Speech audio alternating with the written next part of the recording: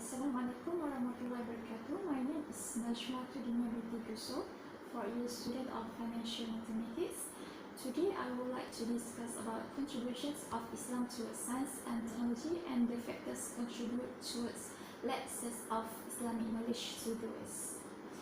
Islamic science developed under the Islamic civilization between 8th and 16th century, also known as Islamic Golden Age and Arabic science. Modern scholars consider modern science and scientific methods are greatly influenced by Muslim scientists. Al-Dihawari, Jabir ibn Hayyan, and Al-Khwarizmi are one of them Muslim scientists. Al-Dihawari is the founder of Arabic botany. He wrote the Book of Plants, which described at least 637 plants and discusses plants' evolutions from its birth to its death. He also deals with earth sciences in the context of agriculture and deals with applications of Islamic astronomy and meteorology to agriculture. Jabir ibn Hayyan is a pioneer of chemistry for introducing early experimental methods. Jabir worked with metal refinements and preparations of steel, had developed foundry techniques. His greatest contributions were on views of chemistry opens the constitutions of metals. This survives with slight alterations and additions until the end of modern chemistry in the 18th century.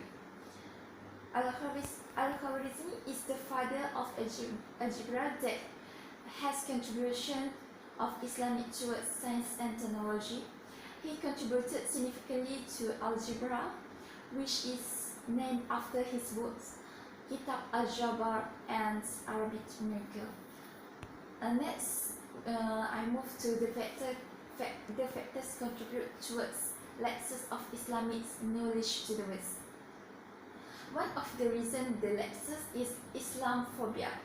A lot of stories in papers and on TV use anti-Islam aspirations believed to associated with Islamic hardliner. Negative remarks on Islam were commonly used by the media and 80% of the time never substantiated or confirmed later. That left the reader or viewers with the perceptions that a crime or misdeed was indeed somehow connected with Islam. Second factor is Western misconceptions of Islam to the West.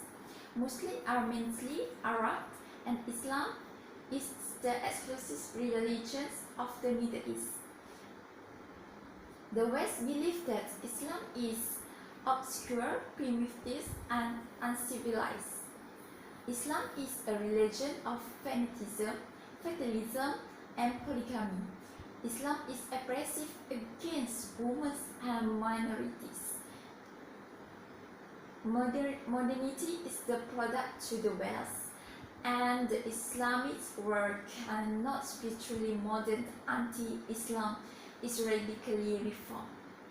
Islam is a religion which is militantly and anti-Western, exposes violence, and very much inclined to wars.